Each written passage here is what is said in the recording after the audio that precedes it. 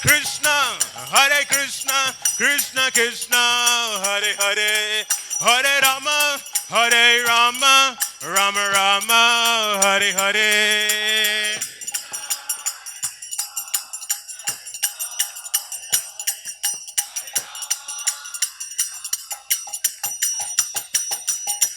Jaya Prabhupada, Prabhupada, Prabhupada, Jaya Prabhupada.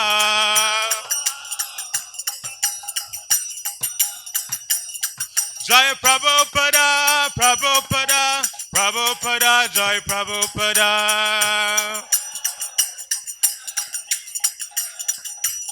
Prabhupada, Prabhupada, Prabhupada, Jai Jai Prabhupada. Nitai go Haribo, Haribo, Haribo, Nitai go Haribo.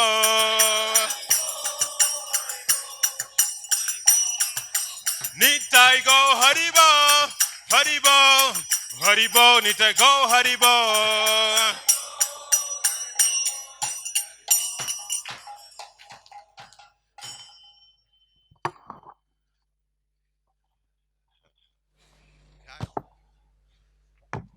So welcome to day number 6. Tomorrow is the day number 7 and last day of this ILS to 2020 5th edition. I hope you're having a good time. You're having good learning experiences, good Vaishnava exchanges, good meals, and great sources of inspiration to bring back to your devotees all over the world. In the afternoon, we'll also have the GBCs joining us. Some of them are presenting courses in the afternoon and also tomorrow.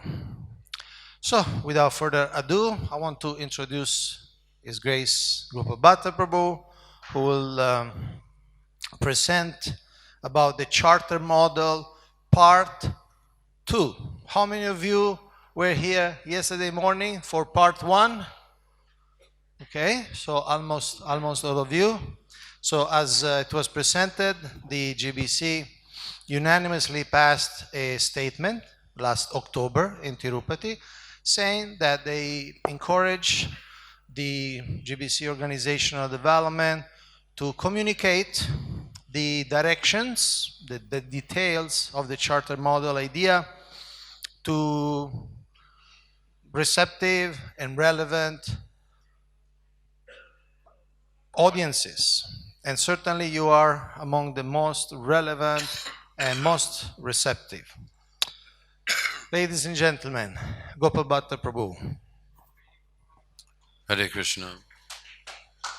Is it turned on? Thank you very much, Kaunteya prabhus. Yesterday we spent some time on the definition of charter, basically agreement.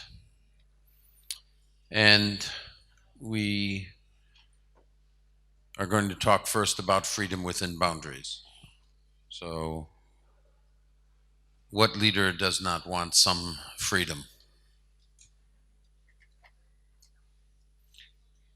And Srila Prabhupada's instructions actually are to have freedom. In the meantime, is there anybody here who doesn't have any boundaries? In fact, sometimes within our social circle, it would seem in ISKCON we would benefit if we had a few more boundaries. The charter model has some connection to franchising. The whole notion of franchising is that there is a franchisor who holds the brand and holds the business platform, and there are franchisees who are independently owned and operated that run their business consistent with the directions of the franchisor. one of the things that is very famous about franchising is that if you go from one location to another location, even if you're in different countries, major different cultures of the world, you're going to find very, very similar, if not the same level of service or products. Yet at the same time, you have many, many different individual owners of those businesses that have the freedoms to run their businesses within the boundaries of that franchisor.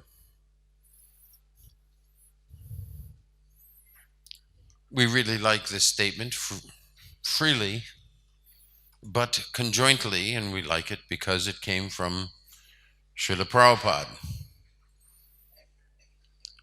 He had heard about a meeting that had taken place on the West Coast. And he said, as far as possible, the center should act freely, but conjointly. They must look forward to the common development. That should be the principle. When you look up the word conjointly, it means all working together. Yet at the same time, he wants the centers to act freely. That was in 1969. GBC does not mean to control a center. GBC means to see that the activities of the center go on nicely. The president, treasurer, secretary are responsible for managing the center. GBC is to see that things are going on nicely, but not to exert absolute authority. Let us also make note that in Srila Prabhupada's will, the first line of his will, he does not use the word absolute. Here he is saying not absolute. His instructions to all of ISKCON is that the GBC shall be the ultimate managing authority. He did not say the absolute authority. That is not in the power of the GBC. A GBC member cannot go beyond the jurisdiction of his power.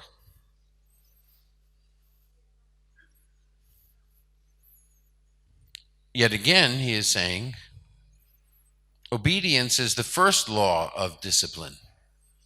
We are thinking of a great worldwide organization which is not possible to be executed if there is disobedience. So we go back here to the unity and diversity. If the diversity is so wide that it basically starts to undercut the fundamentals of unity, that's not good.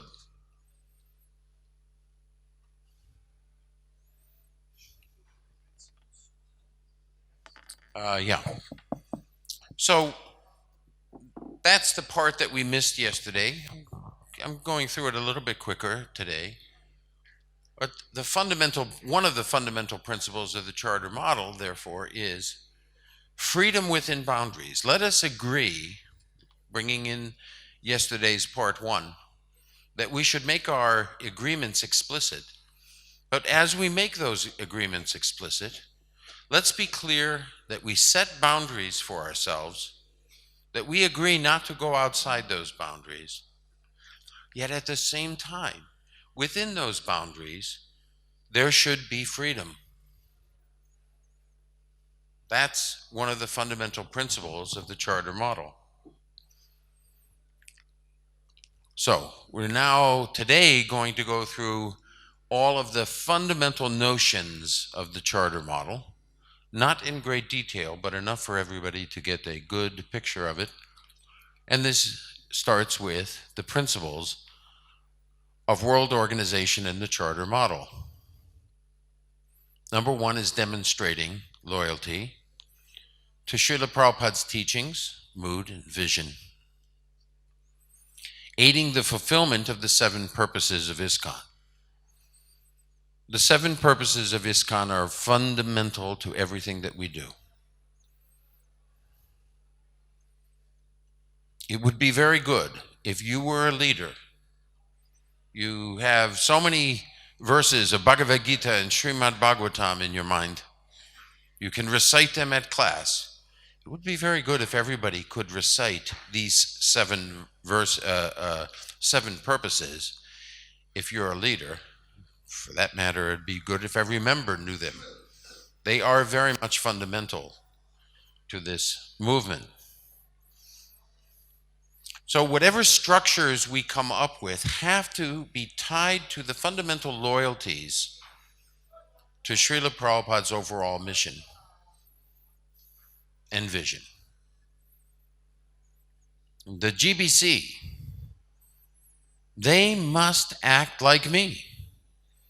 I shall expand into 12 more so that they can exactly work like me. The GBC is in session today, so we don't have any GBC members here, to my knowledge.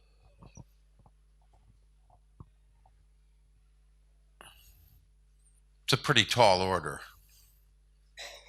It's a very tall order. Number 2, enabling the governing body commission to effectively lead the movement. Currently, as we spoke before, there are no direct tie-ins between the GBC body, the GBC representatives, and the rest of the society. There's no legal connection except in a few places. There's no direct lines of authority. The GBC has to be in a position where they can exercise safeguards.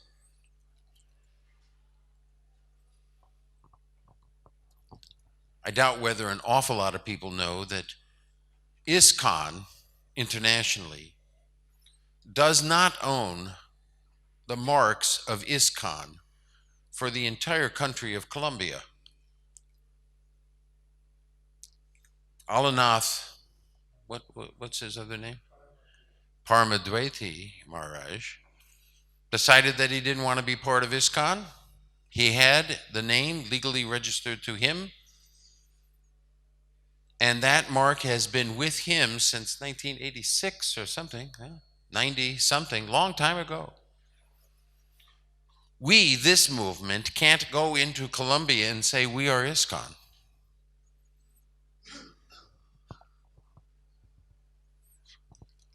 In India, you have just as many people who think of Madhu Pandit and Bangalore when they think of ISKCON. He raises tons of money under the name of ISKCON. He is ISKCON to many, many people in India. Once again, because we did not have the marks, we did not have the necessary safeguards, he was able to walk away and do all the things that he did. We had a devotee in New York just recently. Pulled down the sign ISKCON, put up Bharati Center, told the GBC, hey, you have no control here. $600,000, $700,000 worth of legal fees later, finally we are partially in control of the temple in New York City. 3 years and $700,000 worth of legal fees. The institution depends on the GBC. Srila Prabhupada didn't say, my dear disciples, at any point in time going out into the future, you can decide what is the best management system to have. If he would have said that, we would have been doing that. He did not say that. He said this institution needs to be run by the GBC as the ultimate managing authority of the movement.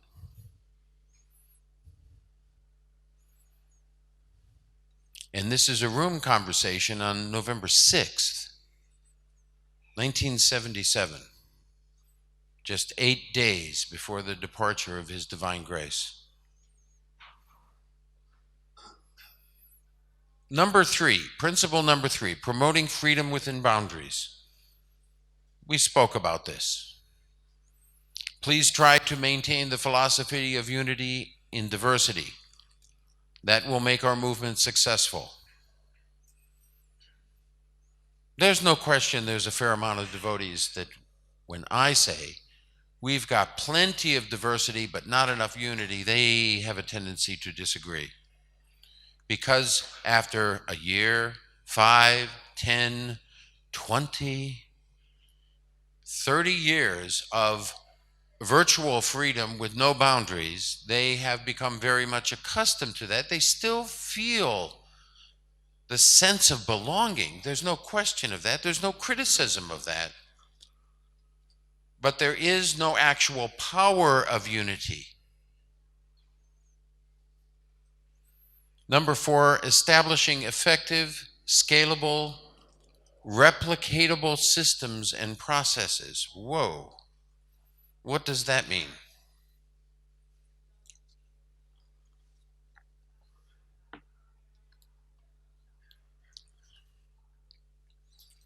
Scalable means as we grow,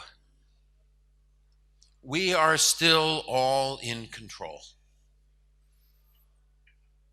What has happened is that the organizational structure has not kept up with the growth of ISKCON.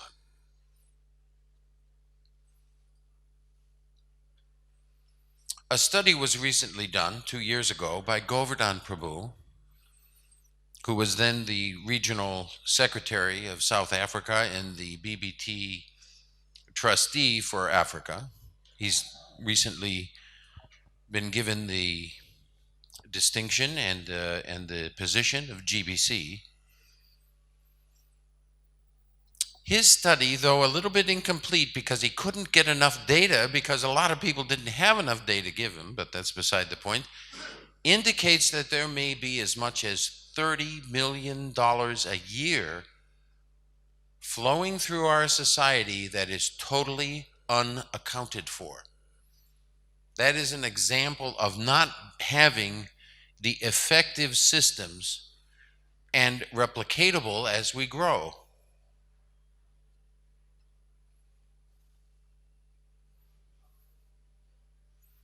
Now we are a world organization. There is spiritual side and there is material side also. That is not material side. That is also spiritual side. Means systematic management. Otherwise, how will it be done?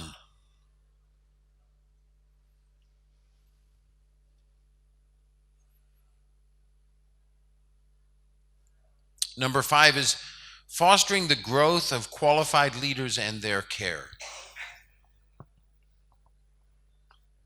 Devotee care is a major issue in our society. All aspects of care. Doesn't matter what platform we're on. Spiritual care being, let's say, the most important. Training. We have to become a disciple, it's a 4-day course, is it? So to become a disciple, it's a 4-day course. 3 or 4. To become a guru, it's a 4-day course. Haribo! At least we're all equal here. The disciple course has an exam. There's no exam for a guru course.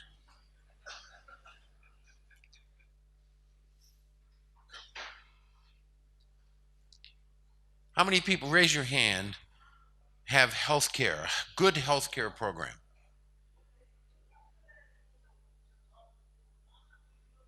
There's roughly 15 people in here that have a health care program. So now we're down on, let's say, on the physical level, health care.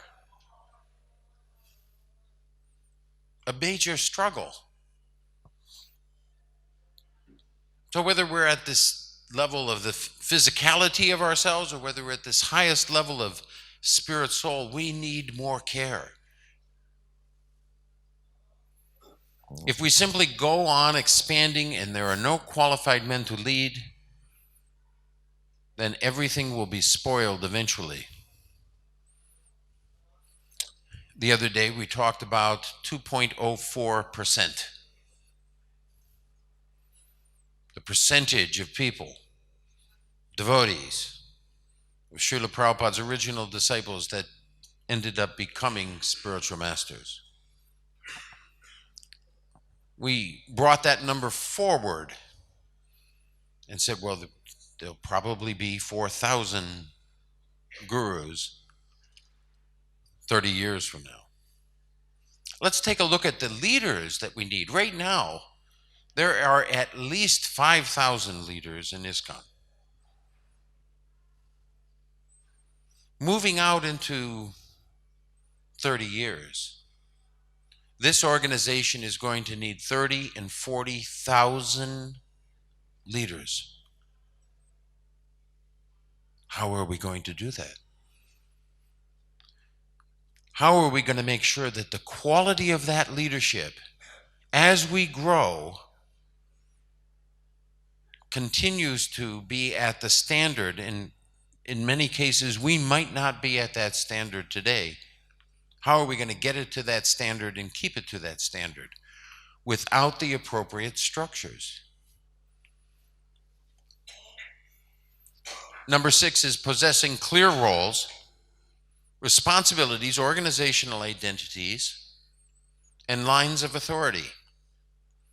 Instituting accurate mechanisms for compliance and assessment. How many devotees here have a written list of their duties and responsibilities? Raise your hand. Roughly 10 people in this room. Now, if we were to, I don't know, let's take Amazon. It's a great organization.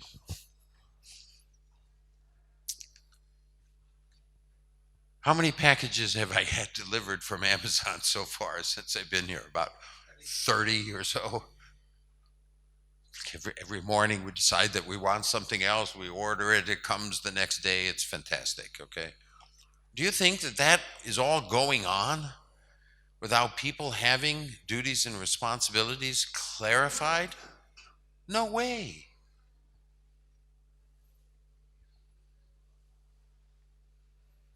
This also ties into this business of implicit versus explicit.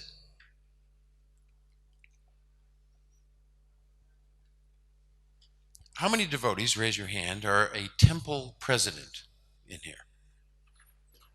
Okay. Do you know that in the GBC resolutions, there's approximately 8 pages, is it? Approximately 8 pages of duties and responsibilities for you?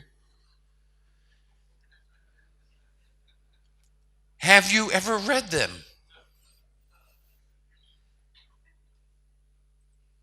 You realize that even though there's 8 pages for temple presidents, there's no duties and responsibilities for project leaders. There's no duty and responsibilities listed for ministers. There's no duty and responsibilities listed for congregational leaders. And interestingly enough, there's no duties and responsibilities for GBCs.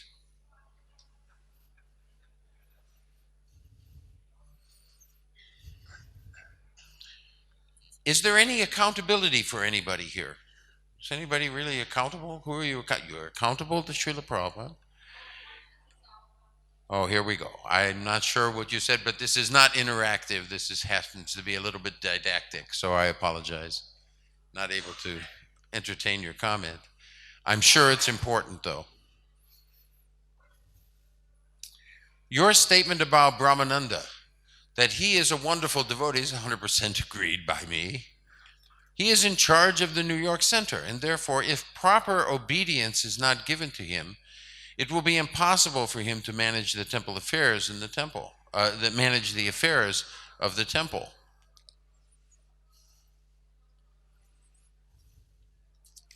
Number 7, establishing sound economic, financial, and legal formats to protect and promote ISKCON's interests. We've covered this, and then Devakinandan Prabhu yesterday has had a session on this. How things will be audited unless accounts are kept systematically according to scientific accounting system. Well, they won't be. and generally they're not.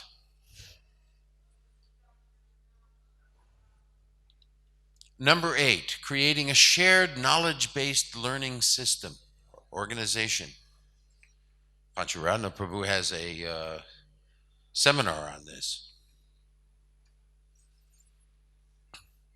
World organizations, when somebody develops something here, people over here hear about it fairly quick if it's a successful effort.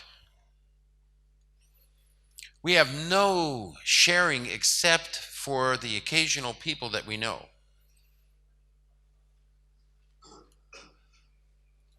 An organization provides the ability to share knowledge, to share developments, allows for there to be actually continual improvement. Now we want some men who understand all the purports of the Shastras so that they will be able to face any questionnaires put to them. I want all my disciples to be thoroughly versed in this way so that the classes and personal study should be undertaken penetratingly. A letter to Jayapataka Maharaj. So, all of these principles are the principles that are being utilized. Actually, we have a substantial unpacking of these 8 principles in the charter model. And that charter model, as we talked before, we're going to be going out to numerous yatras over the next 6 months, explaining it to the leaders, taking feedback from them on how it can be improved, coming back to the GBC in October and giving them a full report and being ready to take it to the next stage. One of the things that we did not cover in any detail yet is the GBC staffing. We spoke briefly about how a franchisor creates all of the deliverables and all of the knowledge necessary to be successful for the individual units to be successful. They do that by having a core staff that creates all of that level of expertise, programs, so that an individual franchisee can literally take it off the shelf and implement it. We're going to ask Tapan Mishra Prabhu to go over that. If you would introduce Tapan Mishra Prabhu, Kaunteya Prabhu. And Thank you. We'll turn it over to him. Thank you, Gopal Bhatta Prabhu. Does he deserve a clap?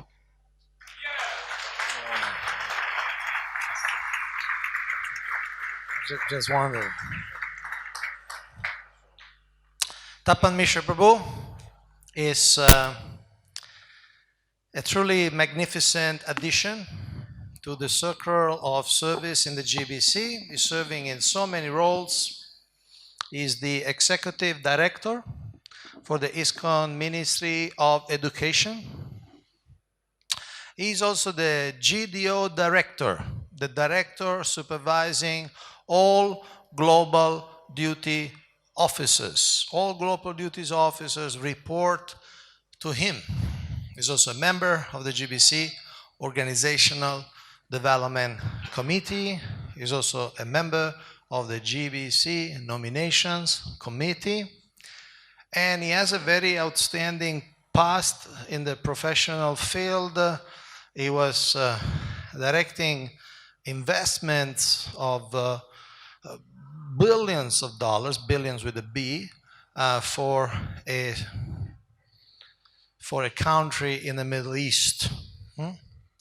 And talking about Middle East, he's also zonal supervisor for 2 countries in the Middle East. I won't mention the name because this recording may go around, so we don't want to endanger anybody. But he's also zonal supervisor for 2 countries in the Middle East. Tapan Mishra Prabhu.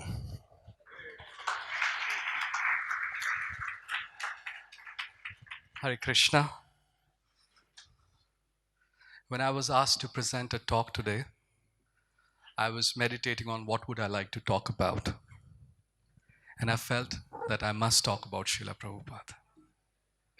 I was wondering that if I have to stand in front of these esteemed Vaishnavas, what is it that has brought me to this point?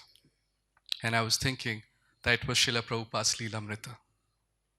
Every day, all of us are indebted to his divine grace.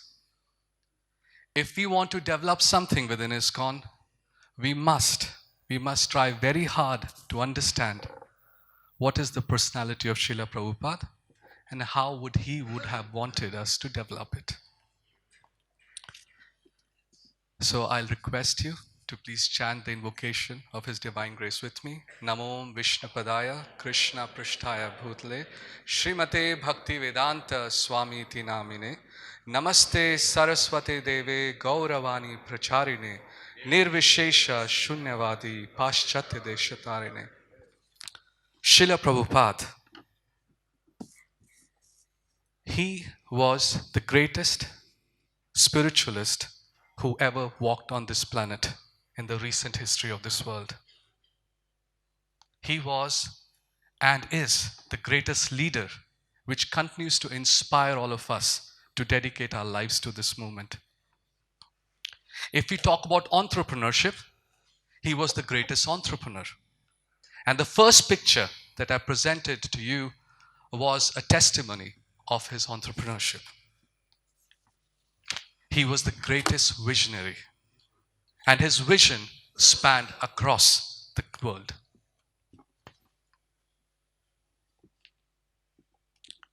Srila Prabhupada wanted around the world the most magnificent temples built by the International Society of Krishna Consciousness, the biggest, the greatest.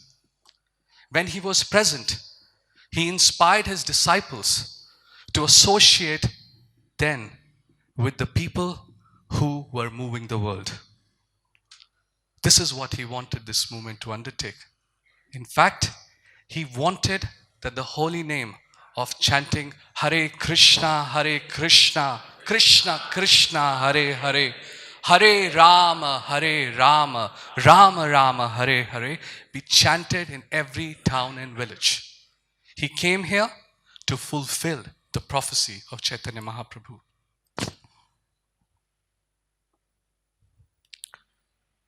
One of the very prominent instructions that Srila Prabhupada shared on management and with the GBC was the following. He said, I have built the skeleton of the building, but there is so much more work remaining before us. Us means all of us. The GBC men are there. The world is divided at that time into 12 zones for gradual development by these, my chosen right-hand men. So I'd like you to note two important words. It's not GBC, it's not them, it's us, everyone. And Srila Prabhupada always wanted that there be gradual development. So how do we go about it? How do we create this gradual development in this movement? For this as well, Srila Prabhupada, in a very famous incident that you all must have heard, left these divine instructions. And he said, if you want to develop ISKCON, if this movement has to go on after his physical departure, then there must be organization, and intelligence. This is the conversation that Srila Prabhupada had with Giriraj Maharaj when he called him in and asked him, how will this movement go on? Will this go on? And Giriraj Maharaj, of course, responded with the emotions of a sadhaka, of a devotee, inspired by the holy name, saying, if we were to chant the holy name, and if you were to follow the regulative principles, this movement will go on. And Srila Prabhupada uttered. He said, organization, and intelligence.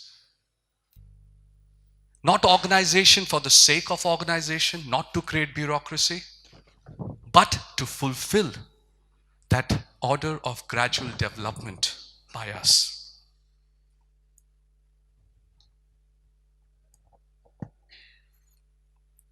We've had a fantastic 50 years. 700 to 900 centers and temples. Over 500 million books and magazines distributed by BBT. 6,000 festivals are celebrated all over the world, so on and so forth. And we must pat our back for fulfilling this order of Srila Prabhupada. Having lived these wonderful 50 years, we must now plan for the next 100 years. These instructions that Srila Prabhupada gave us, organization, intelligence, we must now grab it with a sense of urgency, which will allow us to fulfill his vision. When Srila Prabhupada was present, and if you talk to the devotees and the disciples of Srila Prabhupada, they felt that they were on a mission.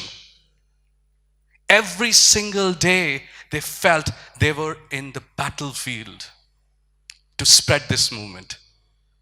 And it's important for us to carry that same emotion every single day. Otherwise, we'll feel our life, our devotional service will gradually start to dwindle. It was that inspiration that kept us going. We must grab this urgency and this instruction and now plan for the next 100 years. Most of us who joined the movement and are part of the movement, we want this movement to grow really fast. We want it to grow very fast.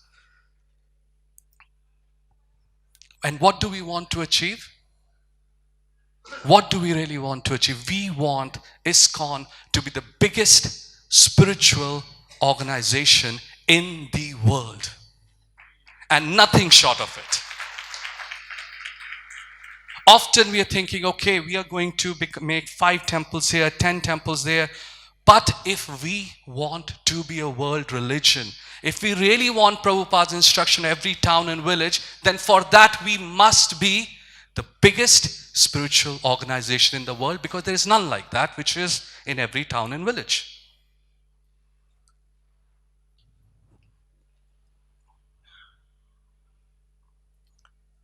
And the purpose of this organization is so that all around the world we can inspire and chant Hare Krishna, Krishna Krishna, Hare Hare, Hare Rama, Rama Rama, Hare Hare.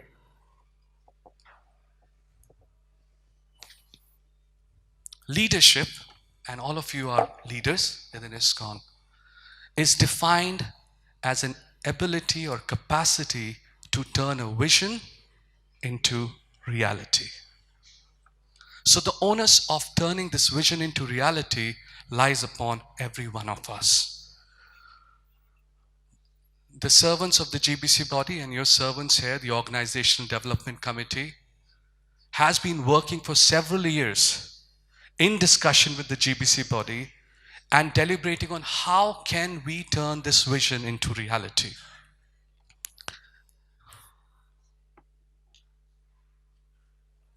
In order to serve the GBC body, we must create an organization that is going to help them fulfill their roles. And there's much to be performed. We have to create an organization that allows the GBC body and the members of this institution to perform their roles. And here I'll illustrate some workings of the Organization Development Committee, which is trying to see how both the zonal duties and the global duties can be fulfilled by the GBC body.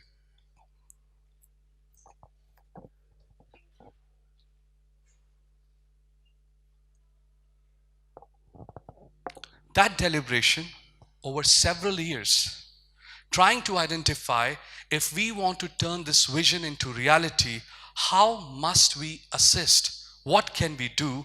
Led to the conclusion of the design of the charter model. The charter model is not an option. It is a necessity. And I'll share with you why. Every world-class organization has several functions to perform. There's need for technology, there's need for marketing, there's need for funding, and so on and so forth. And I list here for you just few which are important. Devotee care, legal risk and compliance, administration support. If we really want this organization to flourish, multiply at an exponential growth, then we have to provide it the support that is needed. Or else we can keep talking about it. We can keep talking about it for the next 100 years, but it will not happen. That's why I say that the manifestation of the charter model is not an option, it's a necessity. Now, don't get, sometimes devotees feel, oh, why this name? Why that name? Are we creating bureaucracy? No. If you talk to anybody who has run an organization, they will tell you, you cannot create world class, or for that matter, the biggest spiritual institution in the world without this help. Here, we are not going into details, but I will share with you one illustration of what could this mean. Under those 8-10 services that are listed for you on the previous slide, here are some details, what each will perform. We need a headquarter. It could be physical, virtual. We need a headquarter. We need hundreds of qualified devotees, talented devotees to be serving this institution, ISKCON, for it to grow.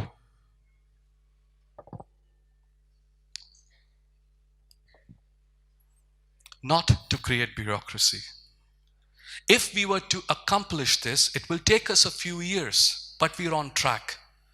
If we were to accomplish this, every single circle that you saw at the top will serve you, will serve the world of ISKCON every year with 6 or 7 things that can practically support you in running your center, running your temple, making many temples, making many devotees around the world.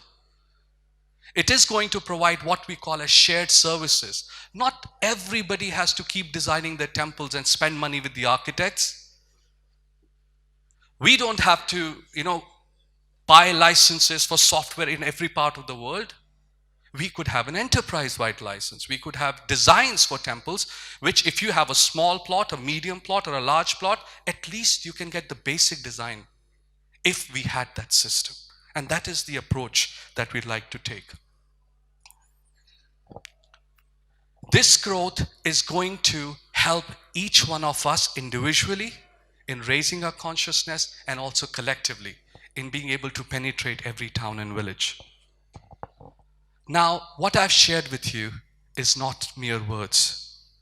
While we work in parallel in the Organization Development Committee with our colleagues and chairs here to develop this charter model, many fundamental aspects of it, we've already started our work.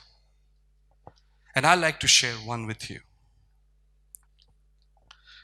This, once again, is based upon the vision of Srila Prabhupada, where he said, everyone has got some propensity. The art of preaching is to engage that propensity in the service of Krishna. Whatever we have got, our mind, our intelligence, our possession, our time, our energies, let them all be used in Krishna's service. So by training people in this way, this will be the success of your preaching work. Manasa deho geho jo kichu mora arpila tua pade nanda kishora. And we have applied this model. It's a very simple model. We look for talented devotees who are willing to commit service in all of those areas that I shared with you. We talk to them. We identify what inspires them at their stage in life. Then we try to identify a service which can match in that organization structure where they can perform. Then we identify how to orient them, give them some deliverables. In many ways, when Gopal Bhatta Prabhu was asking about accountability, in many ways, we have created this one service almost for the first time in this institution, which has a notion of accountability, because every global duty officer has to list down what they're going to accomplish in that year. They have to share quarterly reports on how they're progressing, and they have to submit at the end of the year for the renewal of the service what they like to do next year. How does that help? It helps us to share our experience with them. It helps them to also keep getting inspired from this dialogue. And in this effort, we have offered to the world of ISKCON already. Yesterday, you saw here, Devakinandan Prabhu, the law department, was many ways inspired by this, who served as a global duty officer since 2016. There is the devotee care effort, which was now spreading far and wide through Gauranga Prabhu. Then we have the funding effort, trying to collect some funds for serving the GBC body, conducted here by no other than Mukunda Madhava Prabhu, who is present here amongst us. And the effort towards distribution of books, the Gaurapurnima effort undertaken by Vaisheshika Prabhu. And also the education effort that Kaunteya Prabhu alluded to, where we are trying to strengthen the ministry, restructure the ministry in such a way that we can share knowledge across the world of ISKCON for the first time. We're making that platform. Now, we are all here from different parts of the world, and I want to make a plea to you. We participate in this dialogue, in this discussion for several years. Very soon, your servants here from the Organization Development Committee are going to start to travel. And we cannot do this without your support. We need your support in taking ISKCON forward. We want to lift the world together to the highest level of consciousness, so that everybody can chant the holy name, Hare Krishna, Krishna Krishna, Hare Hare, Hare Rama, Rama Rama, Hare Hare. So if you have talent, if there is any support you can offer to the team which is going to travel, if you know of devotees who actually have expertise, please refer them to us. You can contact my colleagues here, the chairs, or you can contact me if individually or otherwise you know somebody who would like to support this notion. And in the end, we are most grateful to Srila Prabhupada that he's keeping us all engaged. Thank you. Hare Krishna. Now, the joyful time to thank our donors.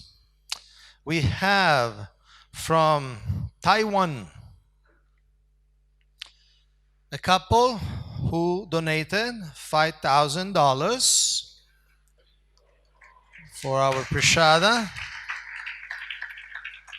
Are they here? I'm talking about Mukundangri Prabhu and Krishna Bhavna Devidasi. Are they here?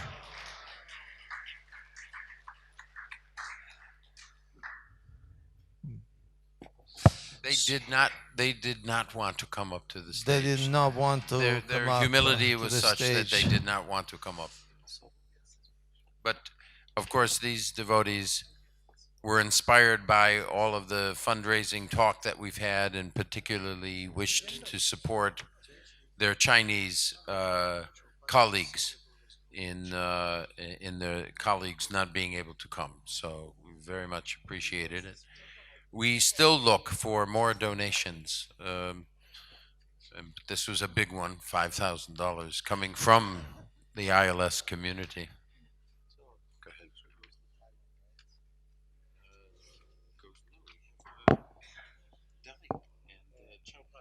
We are discussing who gets the framed photo. We have to get another frame. We get to get another we have frame. to get a second frame. That's the best of solutions.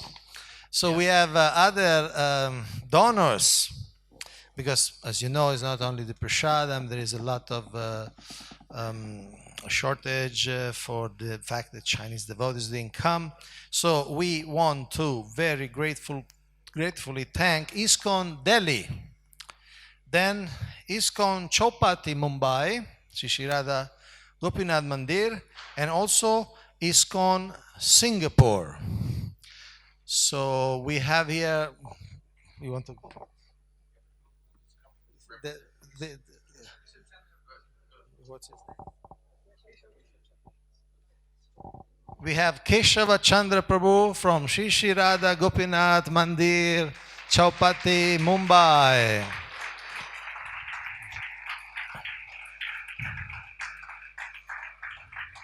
On behalf of all devotees of that community, thank you very much.